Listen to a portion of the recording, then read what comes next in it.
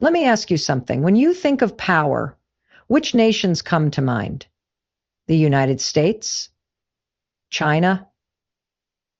Russia? But what if I told you there's another nation, once overlooked, once underestimated, that is now quietly reshaping the entire global order? What if I told you it's India? But there's another story unfolding, one that almost no one is prepared for. And today, I'm going to take you inside that story. Stay with me, because by the end of this, you'll understand exactly why India is the nation everyone fears now. Let's start with the first clue: the awakening of a sleeping giant. Not too long ago, India's economy was dismissed as slow-moving, tangled in red tape, impossible to modernize. But in the last decade, it did something no one expected. It began to roar awake. This wasn't just growth, it was a transformation. Hundreds of millions lifted from poverty, new cities rising almost overnight, a middle class larger than the entire population of the United States. But that's only the surface. Because as the world was busy watching trade wars between the US and China, India was quietly becoming the world's fastest growing major economy. The sleeping giant had woken up. But you're probably wondering, economic growth alone doesn't make a nation feared. You're right, it doesn't. So let's peel back the next layer: military might no one saw coming. For decades, India's military was seen as large but outdated. Suddenly, that perception is obsolete.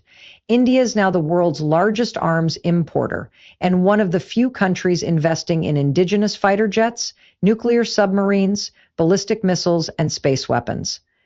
Consider this: India launched a successful anti-satellite missile test. That means they can now target and destroy satellites in space, something only a handful of nations have achieved.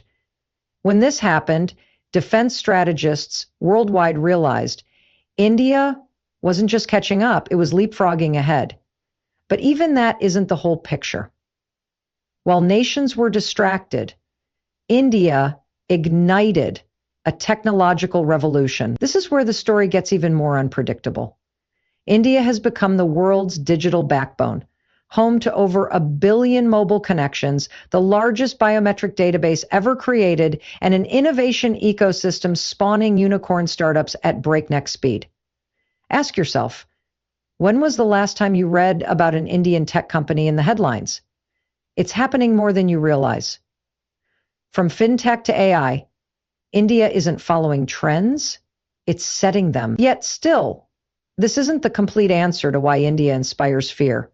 Because you can have an economy, an army, and a tech sector, but unless you have something deeper, none of it lasts. That something is cultural confidence. India's young generation, over 600 million people, is unapologetically ambitious. They no longer measure themselves by Western standards. They believe in their heritage, their potential, and their destiny to lead. This is the psychological shift that makes a country unstoppable.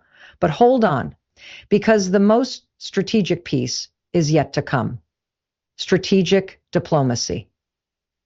India is not aligning itself blindly with any single power bloc. Instead, it is balancing relationships with the US, Russia, Europe, Japan, and even engaging with China when necessary. This diplomatic dance is frustrating traditional powers. You can't pressure India into submission. You can't isolate it. And that is exactly why nations are wary. By now, you may be feeling the pieces clicking together. But there's one final element, the one no analyst can quantify, yet every leader senses it.